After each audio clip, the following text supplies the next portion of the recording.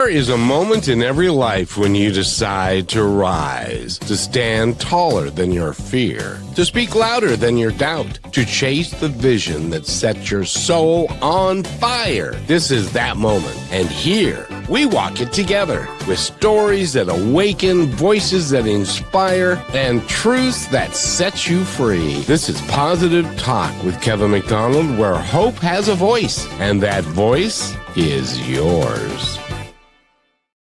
And welcome to the show, everybody. My name is Kevin McDonald, and Rochelle is right there. She just magically appeared out of nowhere. Yes, I'm really good at that, right, Kevin?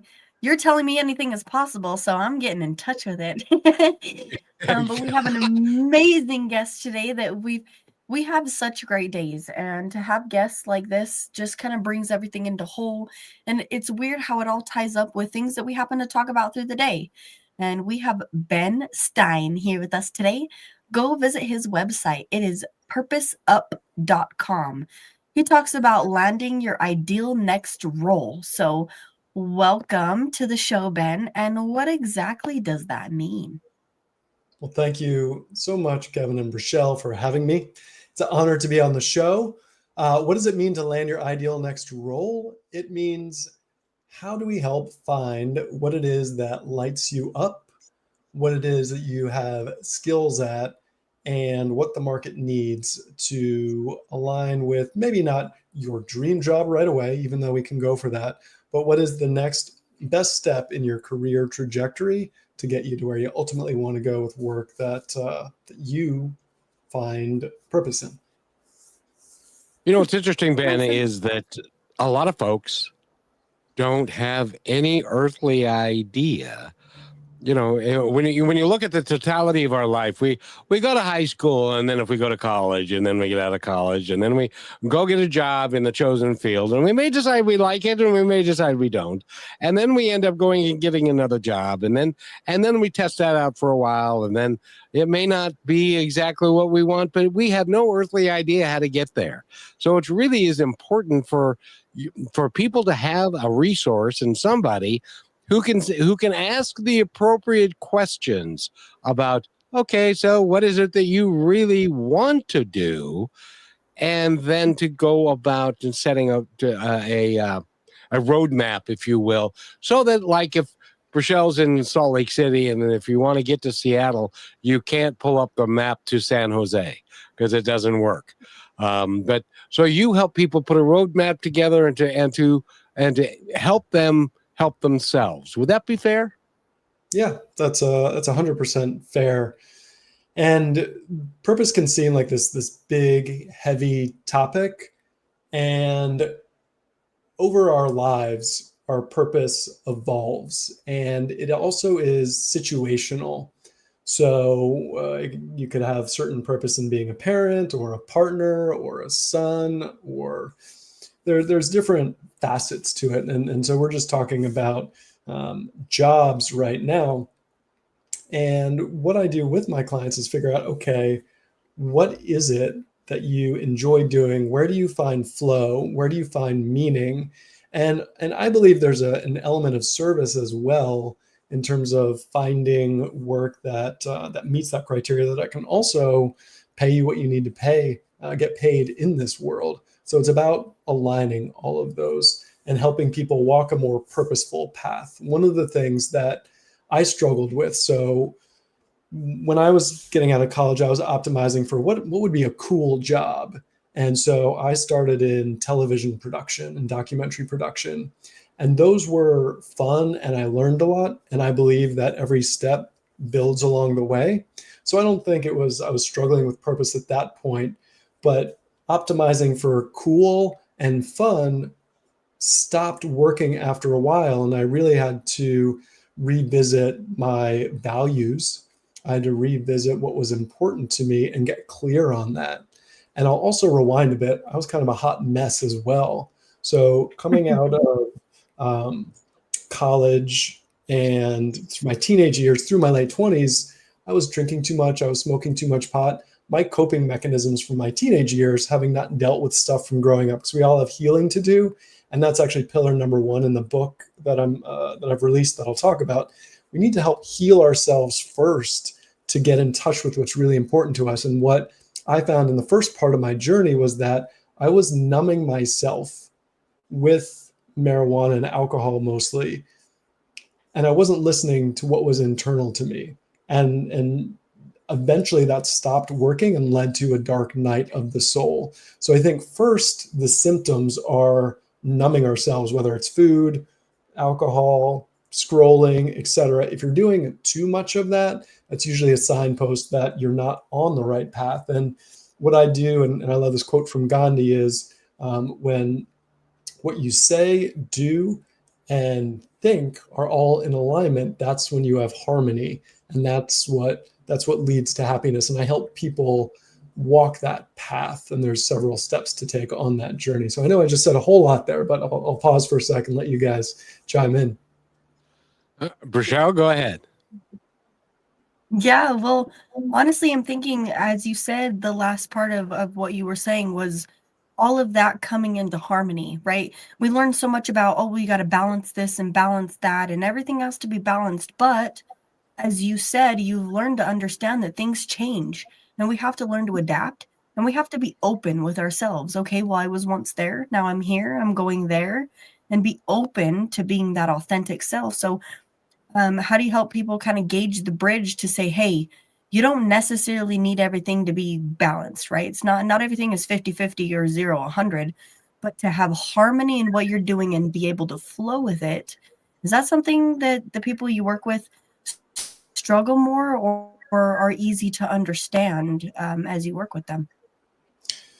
It's a great question. And yes, people strive for work-life balance. And the way that I like to think about it is how your energy is balanced, which is much more important, because if you're doing work that lights you up, it energizes you, right? So if I'm having conversations like this, or if I'm in a coaching call, what I found is that that energizes me.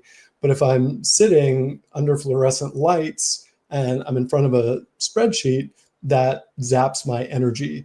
So for those that don't know what their purpose is, there's a couple things that you can do, like take an inventory of your energy, write down what zaps my energy and what energizes me, because ultimately a key part of purpose is how to spend more time in flow states where you're not watching the clock and things just kind of go. Like conversations like these, I'm not really watching the clock. It's fun and I feel like I'm giving back, and there's flow. So that's an indication to me that I'm on the right track. Does that make sense? Yeah. Yeah, 100%. Absolutely, because these shows, and I know it doesn't show it because I'm very mild mannered and I have no energy, but these shows energize me in a huge way, because this is my passion and my purpose. I do this a lot, and I enjoy doing every moment of every day, because going back to when I was young, I was always service oriented. I love talking to people.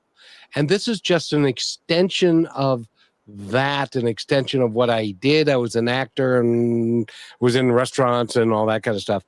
Is that what you look for when you're trying to help somebody find their purpose, when they come to you and say, Ben, I got no earthly idea what my purpose is. I have no idea. Help me here. Do you kind of help them find what lights them up, and then see if you can fit that into a career or a lifestyle that makes sense for them?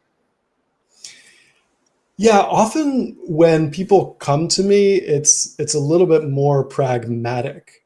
It's like, I need a new job and I'm not aligned with what's going on. So what I found is, in becoming a coach, you have to figure out, what problems do I solve and what's keeping people up at night. And I myself was passionate about this purpose question because I believe it's so important. Most people who I come across are saying, my job sucks. I need to get out of this job. So that is the entry point to help someone on this purposeful path, because a lot more people are out there being like, my job sucks, I hate this place, and I hate what I'm doing, and they're not sitting up at night like, what's my purpose? So I have to speak the language of folks where they're at to help them, first understand you can get work that aligns more with you. And some folks, it is just getting them a better working environment because they already enjoy what they're doing. And some folks aren't aligned with what they're doing. So we have to figure out, okay, let's look at what's working, what's not working. And for those that really want to do a deeper dive on purpose, we give them tools to access their intuition. For me, that was a struggle because I had spent so long ignoring it and listening to my fear voice and listening to my inner critic voices. And I help my clients discern between those two, because that intuition is often a little quiet voice that you have to turn the volume up on, because by default, at least for me, it wasn't on. Some people, it's different with different people. And for me, the fear voice was very loud. It's like, stay in a job. You can't go without health benefits. And you're not the entrepreneurial type. And those were very loud and kept me stuck for a long time. And it wasn't until I got help myself that I could start to understand what my issues were. It was like I was inside the pillbox, and coaching helped me see what that label was. And then I could actually proactively address it. And then from there, being challenged to define what a vision is. And again, that vision can change over time. My vision in my late 20s is different than my vision now, but I wasn't defining a clear vision and then working through the fear steps to make those next steps. And the vision part's almost like going to the vision gym. And I still need accountability to do that to this day, to not go in default mode where I'm just coasting in my comfort zone, because that is where us humans like to do, to conserve energy and to think that we're being safe by not leaving the situation we're in. When you were younger and you had these preconceived notions about yourself, were they something that you internally brought to you, or were they stories that other people had told you over time that you tended to believe? Because, of course, everybody knows me better than I know myself. And were those stories that became ingrained in you yours, or did they belong to somebody else? It's a great question. And I'd say all of the above. So when I look at influences from growing up, fear, there was a lot of fear and fear-driven responses. So I internalized that. And a little bit about my background. I grew up in a great upper middle class neighborhood. I had a psychiatrist dad, and my mom was a stay-at-home mom. So that was the upside. The downside was my dad was always working and not very emotionally present, which was ironic. And my mom struggled with depression. So that was the flip side of that. And the tough part of that for me manifested itself into eating when I was younger, not being very athletic, not feeling like I fit in. I was more of like a creative type than an athletic type. And so I didn't felt like I belonged as well. And so some of those stories were from my parents, and some of them, were just internalized from situations when we were younger, and we just make up stories about how the world works. And the analogy, one of my mentors in an email he wrote, in terms of like breaking through fear and making new stories, is you think about a kid on a diving board. When they first go, they're like terrified and they think they're going to die, but something brings them to jump anyway. And then they instantly update their operating system.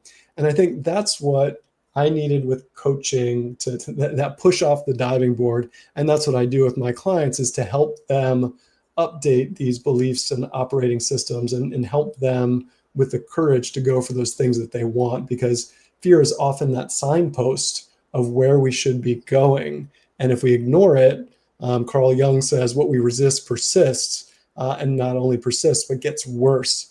And that's where some of this healing comes in, and going for what we want. And that's a key part of this journey. And when we come back from this break, by the way, we're talking with Ben Stein and Rochelle. His website again is? Yes, visit his website, which is purposeup.com. He's got lots and lots and lots of good information there. But don't leave us too quick before you check that out, because I have a really good question when we come back. And we'll be right back. Stay with us, everybody. They gave her crowns, but never freedom. They gave her titles, but never peace. The Girl of Many Crowns is the story of Judith of Francia, a woman born into power, yet bound by duty. In an age ruled by kings and scarred by war, she found her strength not in her throne, but in her heart. This is a story of courage, love, and the fight to be free when the world told her she couldn't be. Step into her journey, feel her fire, and see how one woman's choices changed the course of history. The Girl of Many Crowns, available now on Amazon Books, Kindle, Amazon Audiobooks, Barnes & Noble, Kobo, and BookBaby Bookshop. Order your copy today. And welcome back to Positive Talk. Rochelle is with me, and my name is Kevin McDonald, and Ben Stein is here. And by the way, gifts. We have gifts. We have a man who comes to the show, and he's bearing gifts. And Rochelle, do you know how somebody can order those gifts or get those gifts? Well, if you do, please share, because everybody needs a little bit of a gift. And Ben, and I know if you go to purposeup.com/gift, there's a gift for anybody who goes there.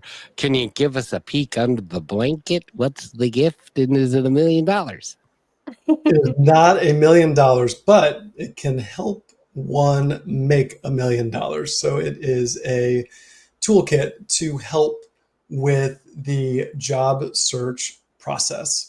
There's some great AI tools in there. There are some visualization tools. So these are amazing resources for those that are on the hunt, that are looking for that next role. So you don't want to miss out if that's you.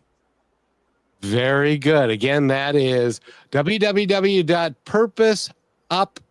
I wish I could say up the way you do, Rochelle. Purposeup.com/gift. She thinks I'm crazy. You gotta add that little pop. Yeah, I can. My mustache gets in the way or some silly thing. You had a question you wanted to ask Ben. Yes. So Ben, I'm thinking about how you mentioned all these ways of people allowing themselves to be where they're at and to see their purpose, but also allowing that to change. And when you're allowing things to change, which we've talked about a lot on the show with so many people, but I want your perspective on what it takes and how you help people accept what was and accept the flow of the change. Because there can be that, oh, things are changing, I'm open and I'm happy, but don't you have to accept who you were and give love to that person as well to maximize the change coming forward? No, you just beat them up, and no. I'm good at that. She spent 24 years doing that, and in the last couple, anyway. Yeah, so it's a great question, and I was on an enrollment call today, and one of the things that I see a lot is people have bad experiences at work. It's essentially work trauma. And like any trauma, that can get stuck in the body and leaves a negative charge. So whether it is trauma from family growing up or personal trauma, one of the things that I offer with the folks that I work with are barrier breakthrough sessions. And they're based on a modality that is essentially helps people release emotional gunk and to help clear that channel. And so, I mentioned my dad was a psychiatrist. I've got two sisters that are therapists, and I'm the odd man out as a coach. Oh, Ben, I got to ask you, what's Thanksgiving dinner like around your table? It's got You know, Exciting, I bet. it's not I'm sure it's much better in your mind than it is in reality. It's a lot of eating and not very intellectual conversation, to be honest. So releasing those emotional charges is such powerful work. And what I found in my experience in therapy as someone who was a client was I would have these ahas in my brain, but that wouldn't lead to a change in my behavior or a change in how I felt about things. And you can think about forgiving somebody. You can intellectually forgive them, but you can still be like holding a grudge. So that work to clear emotions from the body is super important. And that's why I have it as part of my program. And I actually got certified in it. If people want to research it, it's called Regenerating Images and Memory. You can Google the RIM Institute. It's being studied at University of Colorado right now. It triggers the same parts of the brain that get shifted in plant medicine that help with neuroplasticity. And that's an important piece because we create these stories. And for example, you can have high-performing salespeople that go through a toxic boss or a bad streak in the economy. They can internalize that, and then they don't show up with the same vim and vigor. They can question, am I really a good salesperson anyway? And so helping release all that stuff is an important piece in the process. And when you talk about helping people find their purpose in general, and in my story as well, I needed to clear the past so that I could tune in because there's just too much noise before you do that work. So yes, it's very important. And I forgot the second part of your question. Yeah, no, it's really, you kind of just mentioned it because it's the allowance of you allow yourself to say, hey, this was me. This is where I was at. I was learning, but now I'm ready to step into something new. And that might change too. Because I don't know if the same thing happened for you, Ben, but it was like, I had this one thing that changed me. And then it was like, wait, but I'm going to keep changing. So it was like forgiveness and allowance and a sense of giving myself grace to keep doing that over and over and over again. And a lot of people think, I thought it was just this one time huge big thing, right? But it creates this domino effect. And if you don't allow it once, you can't allow it 30 more times to take you forward. Did you experience that? Like there wasn't just that one huge thing. It was like, oh, wow, if I did it once, I've got to do it again and again. Yes. So I remember carrying a lot of shame about my dependence on marijuana and alcohol, and also some of the behavior that led to, especially, with, God help the girlfriends I was with at the time before I got my act together. And I cleaned up those messes, and the 12-step program is great for that in terms of like taking accountability for what you've done and for addressing that. And there's some parallels in terms of people cleaning up messes. If they want to go do that deep work with me, they don't have to. But once you do forgive yourself and you let that go, and you start to experience growth in terms of creating that vision, you accept change, it becomes a new bar and it becomes a new way of thinking about life. And you realize, oh, I'm on this constant journey of healing this inner child that is probably never done. And B, I'm on this constant journey of being my best self. And that doesn't mean you need to go pedal to the metal all the time. There's seasons for different things. But you have a higher standard for your own behavior and what you want to create in this world. And so that's what, kind of creates this friction between just trying to hang out and chill where you're at and this higher self being like, you got more in you in this time you've got left. Yes. How do you convince somebody who has the belief that everything that they do is justified and it wasn't my fault, I didn't do it, they caused me to do that, without taking personal responsibility? for why they did the things that they did. As an example, nobody made you put alcohol to your lips or to smoke that joint. Although I'm sure at the time you had a great time doing it. But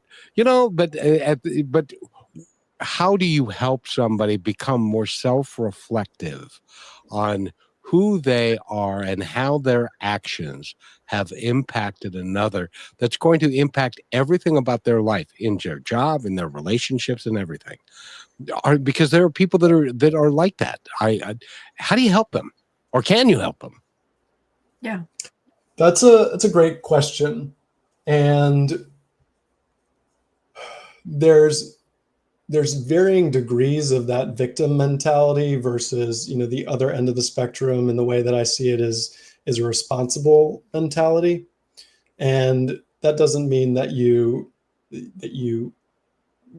so a paradigm for us to try on, I'm not saying this is capital T truth, but what if you are responsible for everything in your life? You create everything. So I'm responsible for creating this show. I'm responsible for creating this traffic jam. And you're like, Ben, that's crazy. You're not creating a traffic jam. You just get caught in that. But if you take that as an extreme paradigm, you ask yourself the question, what is this here to teach me? And so maybe the traffic jam is, this is here to teach me A, patience, B, maybe I need to leave more time before I go someplace so I don't be late. And every opportunity becomes an opportunity to learn. And then you are also empowered because you are responsible and you're able to respond to everything. And you're feeling more power from that point of view. So I'm not saying like that's the way the world works, but the alternative is blaming it on other people. And that ultimately does not lead to you creating the life you want. Because if you're a victim from circumstance, then you're not going to get the circumstances coming to you. It just leads to unhappiness. And I don't have a magic pill to help people see that. And ultimately, when I'm thinking about clients, if someone has like a terrible victim mentality, they may not be a great fit for coaching. That might be something more in like therapy to help them work through that. But if it's more of a nuanced thing, I can help them in different situations, change their viewpoint so that they can understand how this happened for them instead of to them. And those paradigm shifts allow you to empower yourself to rewrite the past and to change that negative charge about what that situation is or the story that they're telling themselves. Well, and I know this has never happened to the two of you, but it happened to me. And it was one of those things where, everybody drives, right? And I was late to a meeting and I was going through town and every friggin' light turned red right before I got to it. And then I had to wait for the light. And then I was stewing about being late in the light. So I get to the next light and it was red again. And I'm sure that's never happened to you, Rochelle, has it? No, and Kevin, thank you so much for bringing that up, because I'm thinking in my head that you have to allow yourself to, like, forgiveness is a huge part of it, right? But if we're not allowing that shift and that change to happen, then it's kind of stunted. It's giving grace, right? So when Kevin first told me what you just said, Ben, it's not happening to you, it's happening for you. But for me, there was a lot of blame and a lot of guilt. And I was like, I'm doing it all wrong. I got to change who I am. But that was also wrong, because I just needed to shift so that I could become and find who I actually was. And approaching that with love and graciousness and a whole lot of patience. And as we're talking about change, the way you approach it has got to be so damn important, right? Yeah, I think it's our spiritual work as human beings. And going back to the traffic lights, I'm in Miami here, and we've probably got some of the most terrible drivers in the country. And the things that they'll do, it's like the Fast and the Furious on a 2-lane road. You're like, what are you guys doing? And my wife will go up the wall and she'll get a sailor's mouth. And she's like, how do you remain so chill? And for me, like, Miami traffic and the antics that you see is the epitome of acceptance, right? I don't condone it, but if I can accept it with grace, I can't control that. I can only control how I respond to it. And so to that end, for the most part, I'm able to be chill and say to myself, that's Miami traffic, instead of going into a rage. So having some just acceptance for what is, instead of, I forget who said it, like expectations can be a blueprint for disappointment. Doesn't mean that you can't have expectations, but when you expect things to be a certain way and they don't meet that, you can get extremely frustrated instead of being like, oh, things didn't happen the way that I expected them to. That happens all the time. And when we take that back onto ourselves, I love the practice of self-compassion. And the way I visualize that with my clients is, closing your eyes and imagining, a 5-year-old version of you, and giving them what they need in terms of, I love you, I'm here for you, and being that parent that you might not have had. And that's just a great way, because most of us are jerks to ourselves if we're not aware. And that's how I used to be, like, gosh, you're stupid. Like, why would you do that? And beat myself up. And that grace, whether it's for externally for traffic or ourselves, is super important to kind of keep that allowance, preserve our energy, and then spend less time in those negative energy levels. Yep. And so we need to take our break. But before we go, I just want to finish that story and tell you that I was livid. Why is the universe doing this to me? Why am I like? And then I stopped and went, oh, I get it. This is a teaching moment. This is a learning moment for me to just relax. And according to the gospel of Paul McCartney, let it be. We'll be right back after these messages with more with Ben Stein, and Brachelle's going to go over all his information when we come back. So stay right where you are. We'll be back in a minute 10. You're listening to Brushwood Media Network, the best in syndicated talk, news, and entertainment shows. Are you looking for your daily dose of inspiration? Stay connected to all your favorite shows, music, and news with the Brushwood Media Network app. From Positive Talk Radio to Greatest Vibes Unplugged and so many more uplifting voices around the world, everything you need is right in one place. It's easy to use, too. Always available and designed to keep you inspired 24 hours a day. Go to brushwoodmedianetwork.com and download the app, and you will always have Brushwood Media available on your smartphone. Download it now and make inspiration and music and conversation part of your everyday.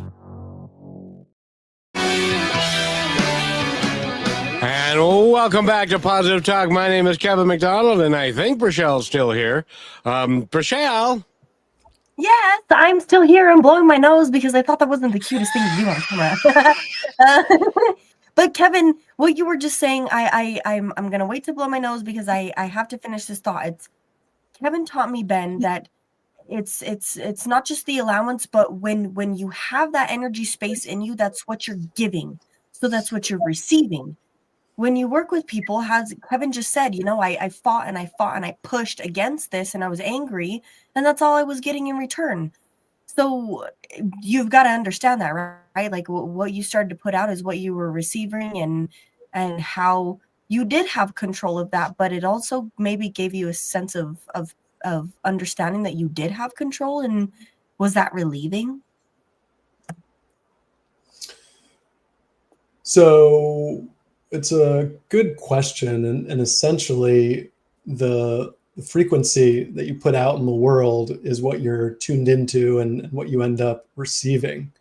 Right. And it's your vibration. And so when we're in a wounded victim state, and it also ties into our reticular activating system in our brain, which is our brain's filter. So anything that our consciousness deems important, our reticular activating system brings in more of. So if you are in a victim mindset, or you're looking for frustrating drivers in traffic, your brain is going to bring in more of that, right? It's the same phenomenon when you go shopping for a car or a pair of shoes, you key into that, you start to see that everywhere. So when you shift things and you shift your energy and you start keying into gratitude is a great place to start to shift your energy, and you spend time visualizing. And I love Joe Dispenza style visualization where you attach emotion to it and make those moving pictures in your brain. You start to change the way you think and you start to change your emotions, and then you start to attract higher vibration people, higher vibration situations. And that's the work, along with recognizing where you still might have some old patterns and reworking on those beliefs as well. I love Byron Katie's The Work. She has an amazing, simple system to help you recognize those negative beliefs, working on those areas where you suffer, and then helping to release them and reframe them. So when you do that work where you take care of your body, whether it's meditation, breath work, exercise, you take care of the thoughts in your brain, whether it's the work or Joe Dispenza style meditation, you start to level up your internal story, your internal vibration, and you attract more of what you want. And it sounds really woo-woo, but it works. And I'm sure many will tell you that there's science behind it. I don't have those studies in front of me though. Well, and I will tell you this. Next Saturday and Sunday, if you have any doubt about any of this, I would love for you to turn on Channel 7 or do CBS or wherever the golf channel is, wherever golf is. And I want you to watch how a professional golfer who's one of the best in the world at what they do, they go through a visualization practice before taking any shot. They practice the idea that the shot's going to be perfect, and they go through it in their mind about the swing, about the conditions, and where it's going to be. And that's not woo-woo. That's just kind of that is reality. And if you talk to there is actual science that backs that up too. Yeah, there is. And so it's not woo-woo, and energy is, we're energetic beings in a physical body. And we can, the interesting thing, Ben, is so many of us don't believe that we can control our vibration and our energy, which is fundamentally wrong unless we believe that it's not wrong, and then it's the way that we live. 100%.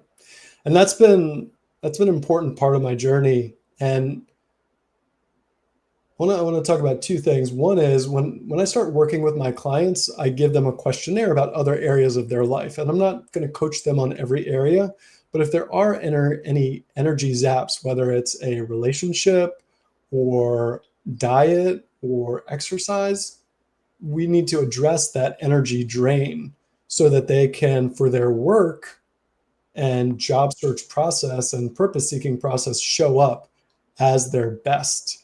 And that's something that I'm kind of obsessed with from a health perspective, exercising, breath work, meditating, all of that. It's an important piece, and I love breath work for that as well. These are important pieces to optimize your energetic physical being.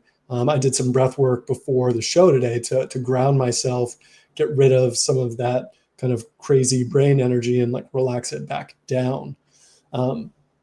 So it's important work to do. And one thing I wanted to mention earlier about purpose that I didn't get to, that I think is important and has been an important part of my journey. There's two things.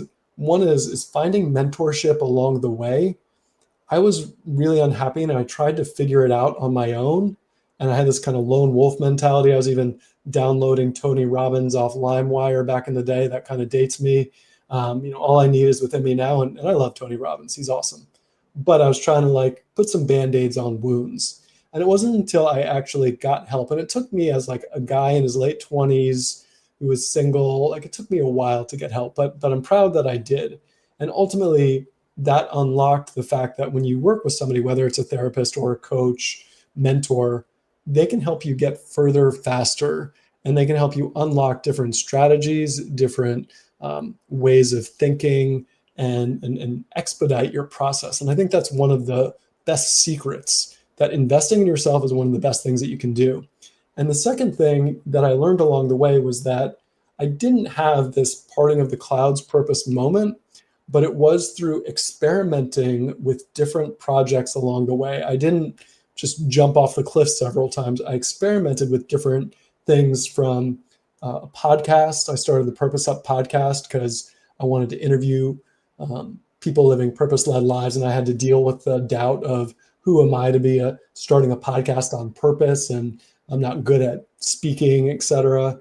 I started a dad blog when I started drawing again. I hope I don't kill it.com, dealing with the fear of being a new dad. And that was a great outlet for me to express myself. And then I traveled the world for 8 months solo, backpacking, and was terrified of that, but I was also excited about it. So we have to look for those things that we're attracted to but scared of, and create some experiments and get some accountability to go for them. And that's where I've continued to be a normal guy doing things that are out of the ordinary, following those steps in that process. Does that all make sense?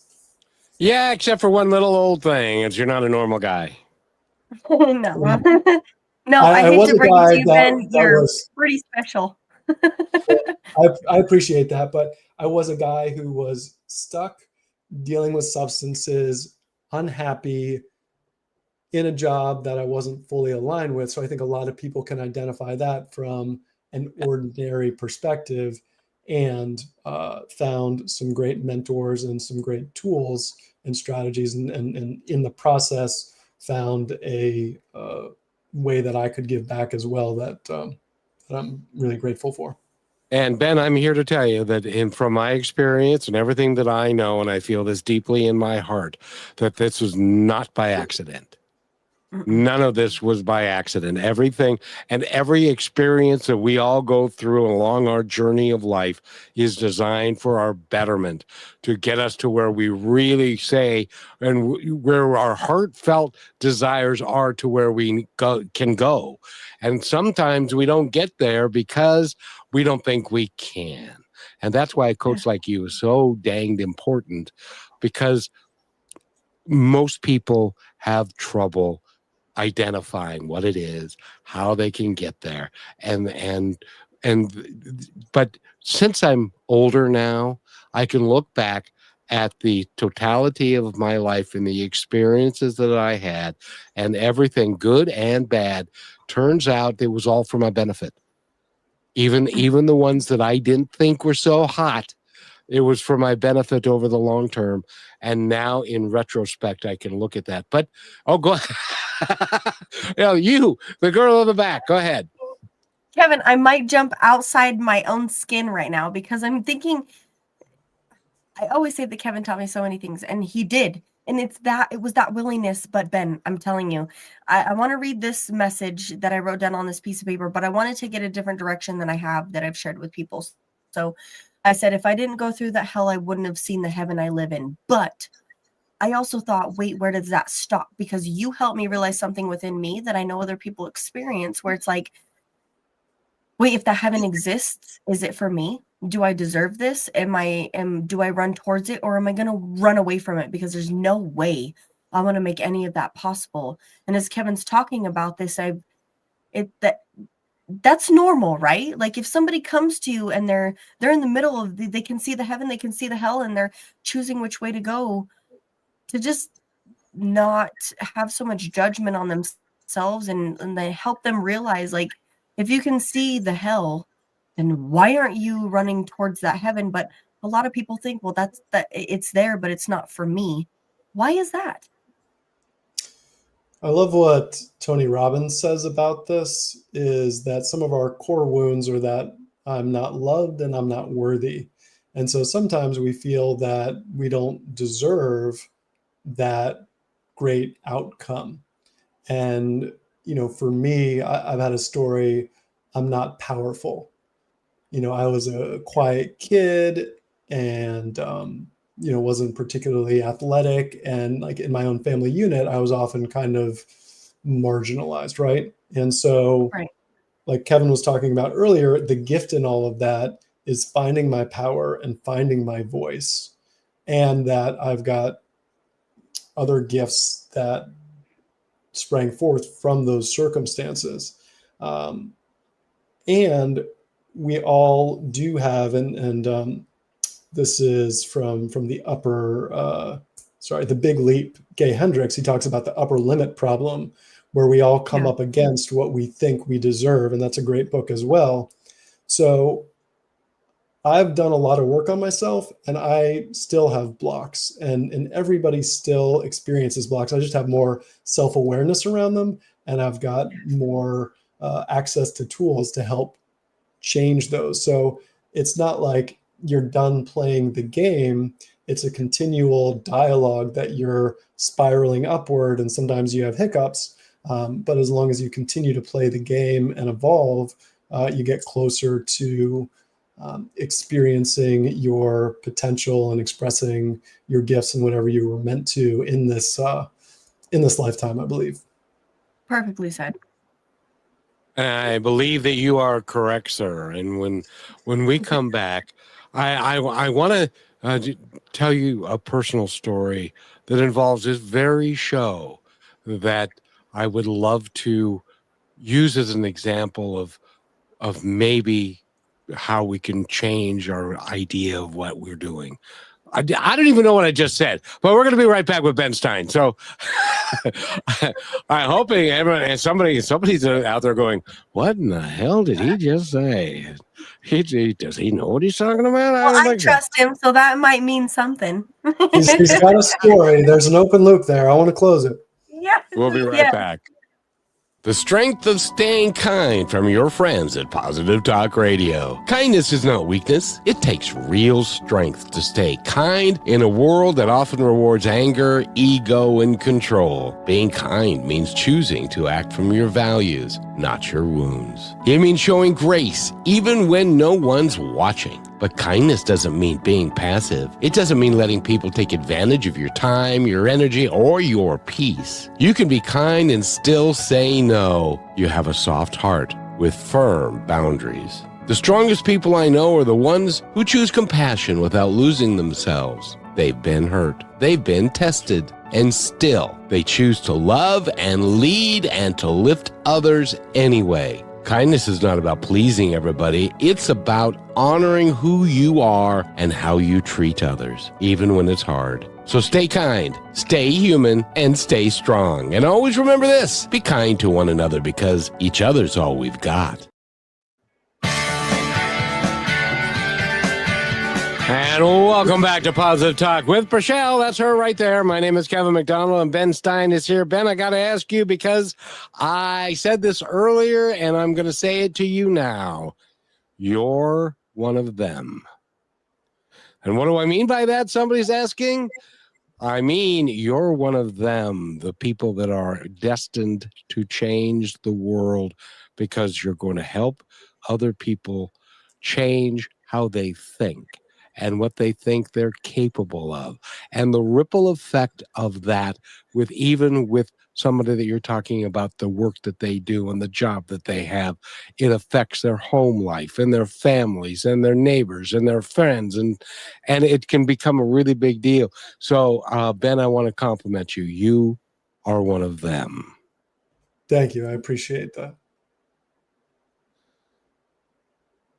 Okay, Rochelle. Yeah. And let me just add to that, because you're creating that, Ben.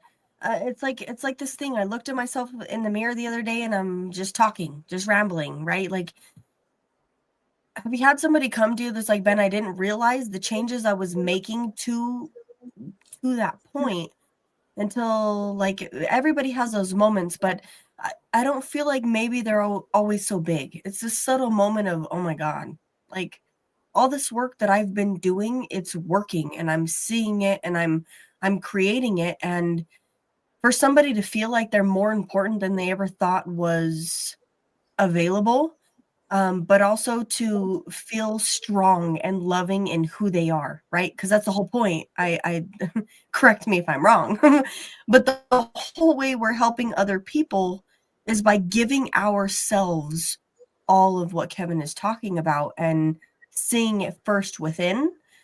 And then you start to see the things outside, and maybe sometimes it's those outside things that help you see what you've created within. But there's got to be a power in realizing that all of a sudden what you're doing is like, wow, it's actually working, and I see that now, but in a different perspective than I ever have before. Yeah. This conversation is a nice reflection on all of that, and I appreciate your guys' kind feedback. Sometimes when you're sitting alone in an office and you're managing funnels and admin, in addition to working to get new clients and serve those clients, sometimes you get a little bit lost in the weeds. But I appreciate the mirror in terms of the importance of this work, and not taking for granted the transformation that I get to be a catalyst for. And ultimately, I went through a lot of suffering, and the ability to help people that are suffering and to deliver them from that is really gratifying. To that end, going to my story, I know a lot of people are experiencing layoffs right now. And tying this back to purpose, I had started a side hustle with coaching, and I was working on building my business with the idea of someday doing it full time. And then in 2018, my first child was born, my son. And some of my team members, I was working in New York City in the Woolworth building at a .com. I was a VP of tech. And some of my coworkers had gotten laid off before my paternity leave. So I thought I was safe.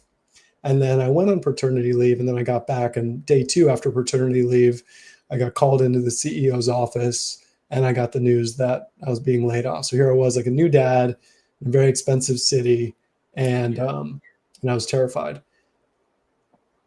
And it was in the Woolworth building. And as I was leaving the building, I got a call from a coach whose program I'd applied for. And he said, "Congratulations, you're in." I literally had the box in my hand.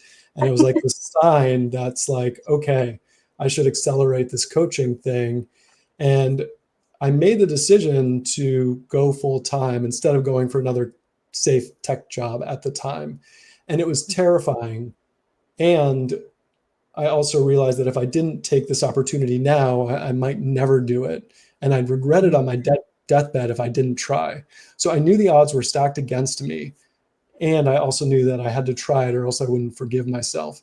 But having that side hustle, having some client successes really helped during that decision time. And so oftentimes I work with my clients on A, getting their next role, which can be a stepping stone, but B, what's that side hustle? What are those skills that you want to develop? What is that passion that you want to fan the flames of? That may not be the next direct thing because you need to bridge the gap a little bit, but how are we going to play that longer game a bit and get you activating on those off hours towards where you want to go? And that's important work to consider as we're thinking about becoming this best version of ourselves over time and playing that longer game. It's vital, but it's important. And you just said the most important thing. I've talked to a lot of hospice people and have worked with people that are in end of life care. And the number one thing that people who are on their last days will say is, "I have regrets. I didn't do what my heart was telling me to do. And so I'm sitting here and it's all over and it's too late." And so I encourage people, don't have any regrets. Live your life, live your dreams, because you can. And even if it doesn't work out perfectly well, it's going to parlay itself into something that will, because you're, at least from my perspective. What do you think, Ben? Yeah. So when I was in my late 20s, I took an 8-month backpacking trip around the world. I started with Kilimanjaro, and I ended with Everest Base Camp. And that photo behind me is one I took on that base camp journey.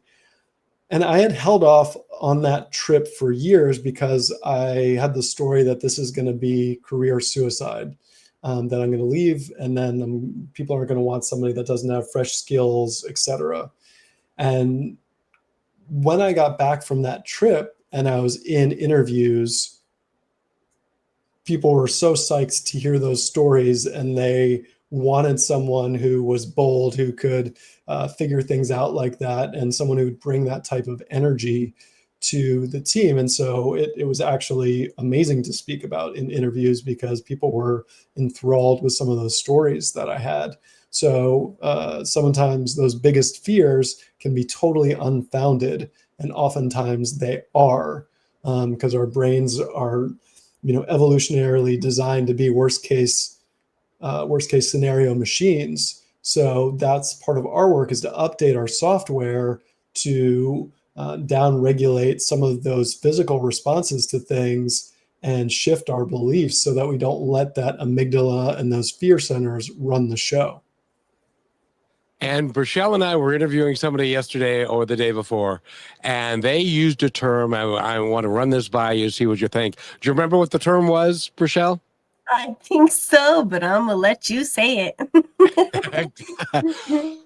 Fearlessness isn't the absence of fear. It's the ability to overcome it, to do something better than. Does that make sense? Yes, that is the definition of courage. So courage is taking action through fear. And I actually wrote a kid's book. It was called Little Benny Piggy, semi-autobiographical, in Courage for the Win. And it was a story about how a little chubby pig went to the park and he didn't see any of his friends there, but there was other people playing there. And he finally, through the guidance of a wise squirrel, got up the gumption to approach them and play. And he ends up having a great time and making friends, but it's about intention and courage. And so, those are important pieces. Is that available right now? If somebody wants to order that and go to on Amazon, is that available? Yes, I think it's still available on Amazon. So yeah, Little Benny Piggy and Courage for the Win. Oh, that's amazing. And Rochelle, we've run out of time again. We've got to go to Brushwood Media and others and say we need more dang time. But go ahead and do what you do so well at the end of the show. Well, thank you, Kevin, for making all this possible. I have to say that. Ben, thank you for being who you are. And, there's so many things that you've said over the course of the show, but for people to realize they are more than they thought they were, and to maybe disbelieve some of those beliefs that they've considered facts. Me and Kevin talked about this earlier, that just because you have an opinion doesn't mean it's true. You get to choose what you believe, and you're helping and you're teaching people that what they have been is not who they are, in the most loving and positive way. And I think we all need that. So thank you for doing the work you do. And the last 2 minutes you have, is there any other ways people can contact you or find the work that you do, and to be inspired, and a message you'd like to leave us with this beautiful Thursday? Yes, thank you for those kind words. I'll point people to purposeup.com/gift if they're in job search mode. Instagram, Coach Ben Stein, Stein. You can connect with me on LinkedIn, and I've got the name /Ben Stein. I was early on that one. That's Stein. And I've got a YouTube channel that has some free job strategy training. And my book on Amazon. So Purpose Up, Break Free, and Find Work That Matters. So if any of that resonates with you, come check me out. Feel free to connect if you're called to. And again, I can only repeat what I said before. Ben Stein, you're one of them. Thank you for being here. All right. Well, I appreciate it. It takes one to know one, so I appreciate the great messages that you're spreading and the energy and wisdom that you bring. So thank you, Kevin, and thank you so much, Rochelle, for being wonderful hosts. Of course. Thank you for being part of Positive Talk with Kevin McDonald, where stories inspire and voices remind us of what truly matters. May today's conversation give you hope, courage, and a reason to keep moving forward. And just remember, till next time, be kind to one another because each other's all we've got.